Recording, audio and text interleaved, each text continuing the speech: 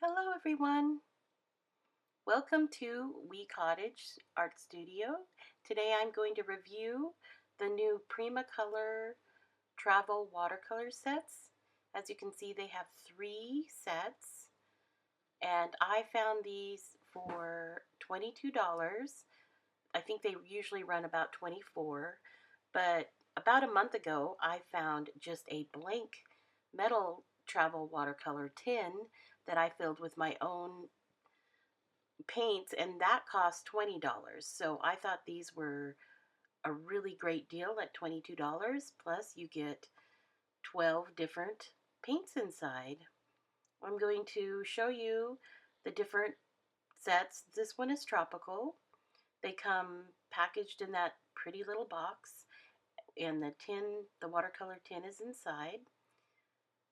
And then there's classic colors and decadent pie colors. The tropicals are very vibrant and beautiful, and they number their paints. They don't label them with a name, so just be aware of that. I like to do a sample swatch with mine, so as you can tell, I rearrange these because they are not in numerical order, but I like to have them in color order rather than what they had numbered them as. Okay, and this is Decadent Pies. This is probably a secondary color choice. I would order these only if you already had the other colors and wanted to add to your collection. The 4 ones that I pointed out in the beginning are actually metallic watercolors. They also number these, and the metallics are the 4 on the upper left-hand corner. So the next ones are your classic watercolors. This is also a great beginner set. Comes with all your basic colors. This tin came to me broken, and I think it was a fluke that it was broken, but as you can see, both metal trays fell out, and then there's an additional metal tray that holds those trays. So what I'll do is glue them back with glue. I just wanted to show you that if they do come damaged like this, you can just glue them yourself. It's not that big of a deal. Anyway, so these colors would be a perfect starter set, and for the price you pay, it could even be good for a child who's very interested in watercolor. So these are also numbered.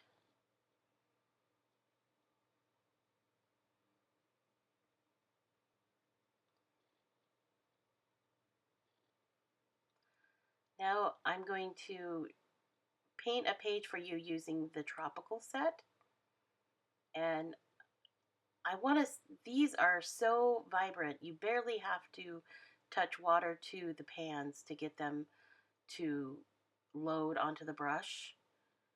And the vibrancy of that was just that little flower, and then the gradation there was done with just one load of the paintbrush, so that's pretty incredible. And I'm just showing you gradations, what you can be done with just a little bit of color. I mean, I'm just barely tapping the paint pan. These, I heard someone say that they were chalky. To me, they're not chalky, but the box says they're pigmented, so they must be pigmented, but I'm wondering if they have a dye base with the pigmentation. I'm not sure. I'm just trying to show you how colors will blend together. These are gorgeous colors, though. I love how the paint blends. I love how it picks up on the brush so easily. That I have a lot of watercolor, and I'm just rolling it around on that page to see what it'll do. Seriously, I would recommend these colors to anyone, even an artist. especially for your sketchbook because they're just so vibrant and fun. And now I'm going to try some other, add more color to that top gradation.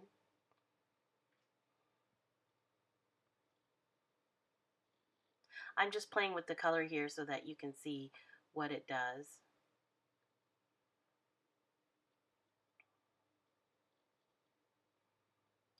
Now I'm going to paint a leaf for you.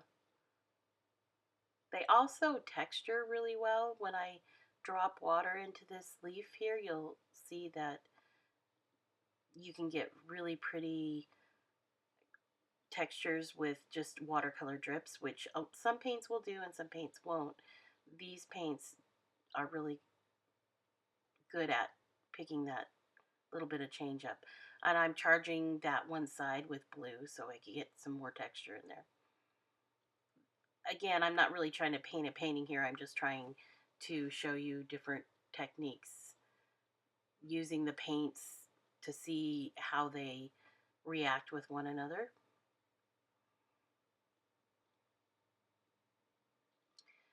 That red is, there are two reds there. One's really vibrant red and one's a really pink red, which is nice to have because you can always add a little bit of yellow or orange to the pink red to make a real vibrant red. But there I'm just dropping in water and you see how the texture of that leaf changes really easily. So I'm dropping in some brown to that bottom.